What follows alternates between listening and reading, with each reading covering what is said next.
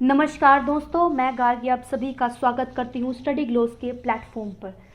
तो आज हम बेसिकली डिस्कवर कर रहे हैं जो मेन मुद्दा उठ रहा है दोस्तों, खबर में भी आ रहा है कि किस प्रकार रशिया जो है उसने अनाउंस किया है कि वर्ल्ड लेवल पे उसने कोरोना वायरस की वैक्सीन को इजाद कर लिया है, उन्हें खोज लिया है कि वैक्सीन क्या है। देखिए, रशिया के प्रेसिडेंट व्लादिमीर पुतिन ने ये स्टेटमेंट जारी की है।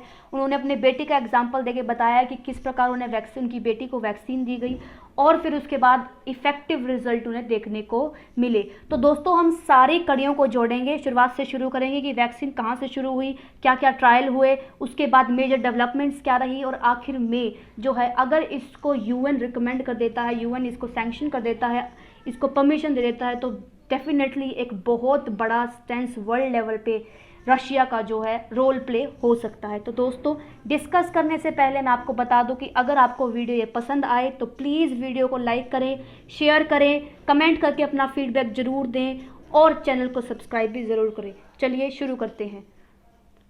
तो देखिए, सबसे पहले जो है रशिया का ये सारा चीज़ें जो है बेसिकली जो सारी इंस्टेंसेस जो हो रहे हैं, सारी सिचुएशन जो हो रही है, तो कोरोना वायरस की वैक्सीन जो वैश्विक महामारी है उसकी डेवलप करने की कहाँ से शुरुआत हो रही है? कंबाइंड एफर्ट से शुरुआत हो रही है। वो कंबाइंड एफर्ट दोस्तों कौन लगा रहा है?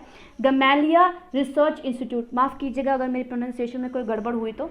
गमैलिया रिसर्च इंस्टीट्यूट और रशियन डिफेंस मिनिस्ट्री दोनों मिल के, देखिए दोनों मिल के जो है कंबाइंड एफर्ट करके इस वैक्सीन को डेवलप करने में हेल्प कर रहे हैं। ठीक है, कैसे होता है ये? शुरू होता है, देखिए सब कुछ, ये जो सारा कुछ सिचुएशन जो है ये शुरू हो रही है 18 जून को, जून 18 को शुरू होता है, जिसमें 38 वॉलंटियर्स पार्टिसिपेट करते हैं और उन 38 वॉलंटियर्स के दो ग्रुप बनाए जाते हैं दोस्तों। जिस पहले ग्रुप में रहते हैं 18 मेंबर और दूसरे ग्रुप में 10 मेंबर। तो ये इनको सक्सेसफुली वैक्सीन दी जाती है, जो वैक्सीन रशिया ने इजाद की है वो वैक्सीन दी जाती है 18 मेंबर्स को, और ये डिस्चार्ज हो जाते हैं दोस्तों 15 जुलाई तक। माफ़ कीजिएगा मैं यहाँ पे डेट लिखना भूल गई, लेकिन 18 मेंबर जो हैं 15 जुलाई तक डिस्चार्ज हो जाते हैं। उसके बाद 10 मेंबर जो हैं वो 20 जुलाई तक डिस्चार्ज हो जाते हैं। तो जो ट्रायल है वैक्सीन का, शुरुआती दौर में एक पॉजिटिव रिस्पॉन्स इसको देखने को मिलता है। तो इस प्रकार एक कंबाइंड एफर्ट जो है रशिया की सरकार और एक इंस्टीट्यूशन मिलके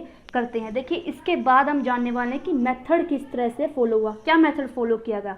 तो बेसिकली रशिया ने सीधा कोरोना वायरस के सैंपल्स को नहीं लिया, सीधा इंजेक्ट नहीं किया। उन्होंने क्या किया? एडनो वायरस को लिया और उसको मॉडिफाई करके कोरोना वायरस में जब वो डेवलप हो गया फिर उसको इंजेक्ट किया।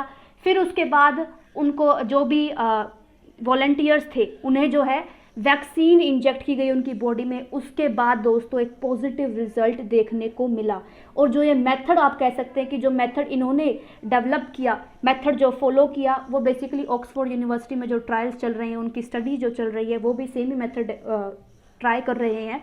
और ये मेथड जो है इबोला वायरस के टाइम पर भी फॉलो हुआ था।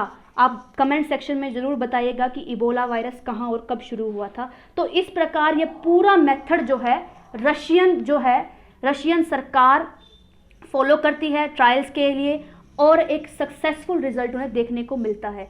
अब देखिए, हम जानेंगे ग्लोबल लेवल पे डेवलपमेंट्स क्या रहती हैं, यानी कि बहुत सारी मेजर डेवलपमेंट्स हुई हैं। अब कोरोना वैश्विक महामारी के बीच में सभी में एक दौर है कि सब जो है वैक्सीन को इजाद करें जल्द से जल्द। एक रेस चल पड़ी है दोस्तों कि वर्ल्ड लेवल पे कौन सबसे पहले वैक्सीन के साथ आएगा, कौन सा देश जो है सबसे पहले वैक्सीन को डेवलप करेगा। तो बेसिकली सभी देशों में एक सक्सेसफुल ट्रायल जो है चल रहे हैं। Britain, Canada, US, Israel, India, Russia, mainly सभी देश ट्राई कर रहे हैं कि वो वैक्सीन को इजाद करें, वो वैक्सीन को बेसिकली बनाएं। तो इसमें से कुछ मेजर डेवलपमेंट रही हैं। तो इसमें से जो पहली डेवलपमेंट रही है वो है इटोलिजुमैब। तो बेसिकली जो ये इटोलिजुमैब था, ये जो है फर्स्ट नोवल बायोलॉजिकल थेरेपी को इसको अप्रूवल मिला, जो कि थी एक बायोलॉजिकल थेरेपी। उसके बाद रेमडेसिविर जो ऑक्सफोर्ड यूनिवर्सिटी की स्टडी और एक उनके साथ में एक कंपनी जो जिलेट काम कर रही थी, उन्होंने भी इसको रेमडेसिविर को जो है एक इफेक्टिव तरीका बताया कि जिस प्रकार जो है कोरोना वायरस को काफ़ी हद तक स्टॉप कर सकती है। इंडिया में भी देखिए रिसेंटली ग्लेनमार्क कंपनी की फेबी फ्लू को परमिशन मिली, अप्रूवल मिला फेविपिराविर भी इसे बोला जाता है। तो इस प्रकार ये मेजर डेवलपमेंट रही दोस्तों, लेकिन एक प्रॉपर वैक्सीन का जो प्रोसेस होता है ना, वो अब तक डेवलप नहीं हो पाया था।